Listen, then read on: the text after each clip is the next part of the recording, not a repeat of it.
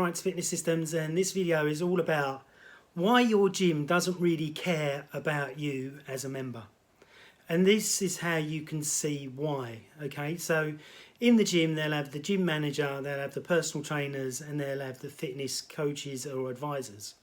Okay, so then you get the sales advisor, but then you get the big head honcho, which is the CEO of the gym that owns the gym. So the CEO of the gym, he doesn't care about any of his members. All he cares about is that you pay your 50, 60 or £29 a month by direct debit.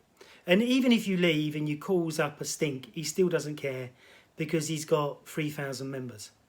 And how you know that they don't care is by the quality of staff that they employ.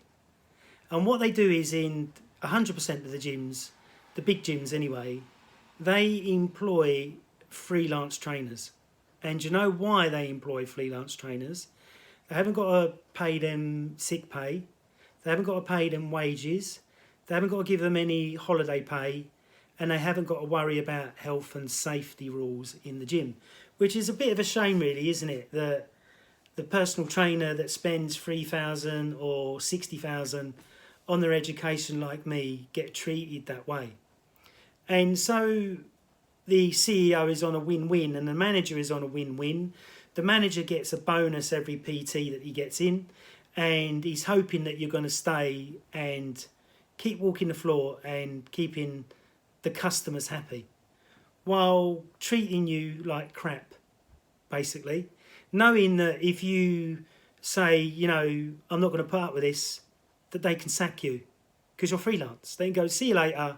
They haven't got to give you any money. They haven't got to give you anything but just say 1 month's notice to say that you're fired, okay? So can you see where if you're the CEO of a gym or you're the owner of the gym, you're quids in constantly.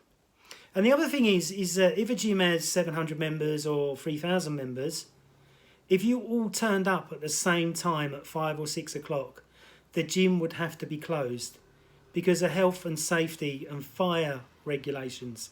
They don't want you knowing that. So that's why when you join the gym, and you join any gym, once you joined, do you ever get any contact from the manager or from the sales advisors? No.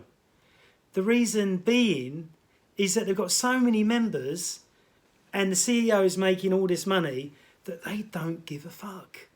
They just don't give a fuck. Whether you come in, whether you get fit, whether you lose the weight, or even if you've had a heart attack. I've worked in 2 different gyms where 2 different people died, and one person died in the toilet and wasn't found for 2 hours. This didn't go in the national media because it was all kept quiet, okay? So this is what you've got to remember about the big gyms. Now, the smaller gyms or the smaller personal training studios, they will care much more about their members because they want to keep the members, they want to keep their business going, and they want to be able to see a dramatic change in their clients so their clients tell more clients. But the bigger gyms do not care. So I went and trained at a bigger gym a couple of Sundays ago, and I couldn't even get out when I couldn't use my phone to use the code to get out of the gym. So that was a fire, health and safety issue. Then on top of that, the fire exit or the exit door to get out of the building was locked, was completely locked. So there was about 40 people in the gym. So what that meant was if there was a fire or something happened, somebody would get burnt because they can't get out. There wasn't even an emergency. There was an emergency thing on the wall that you can break to try and, you know, call the fire brigade and try and get out. But if you do that and they see that it was only you trying to get out, you could get a fine for doing that.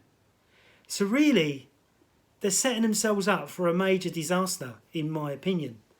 So that's why the gyms don't care about you, whether you've paid £700 or £5,000 for your yearly membership. So my advice is to work in a smaller gym where they do care about their staff and they do care about the members.